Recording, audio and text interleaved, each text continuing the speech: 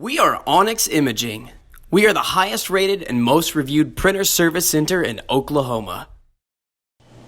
Hey there YouTubers, it's your girl Brett over here at Onyx. Today I'm going to show you the common causes of a paper jam, and I'm working with an HP OfficeJet Pro 5740. So first thing, take your paper tray out. I'm going to move this because it is in my way. And then you want to take your old paper out of your printer and you want to mix it with your new paper. You never just want to take your new paper and just toss it in there. If you do, it can cause the paper to not be correctly aligned, and then it'll try to pick up the bottom pieces of paper and it'll curl it and result causing a jam. So take your old paper and your new paper, combine it together, and then you want to fan it out. A lot of times the condensation in the air can make the pages stick together. And once you fan it out, go ahead and align it again. Then stick it back in your tray.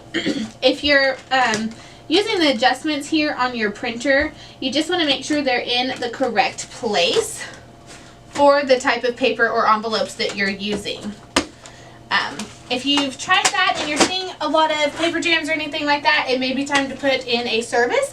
If you need any supplies or quotes, give your girl Brett a call and have a great day. Thank you for watching.